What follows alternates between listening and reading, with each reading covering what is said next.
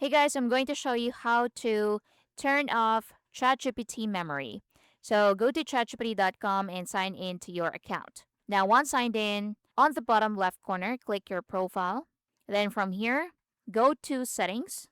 Now in Settings, look for Personalization on the left side and select that. Find Memory, so scroll down and look for Memory and switch it off. So toggle it off just like so, and it's now turned off. So ChatGPT's memory feature allows it to remember information you've asked it to keep across conversations. If you'd rather ChatGPT not save or use this information, you can disable memory at any time by going to personalization and go to memory and just turn it off. Now, if you're using mobile, you can go to ChatGPT app, then tap your profile picture or the menu icon, then just go to settings and tap personalization and turn memory off. Now, what happens when you turn memory off? So, ChatGPT stops creating new memories about you.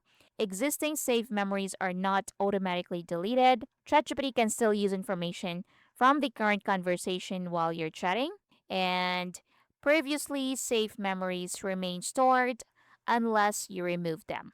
Now, if you want to delete existing memories, so again, just go to personalization, then scroll down to memory, and you should see memory summary, then click on manage. And this is where you can delete individual memories or choose clear all memories. So as you can see, it's empty because we turned off memory, but if you turn it on, you should see all of your memory summary in here. And that's basically it. I hope you find this helpful. Thank you for watching.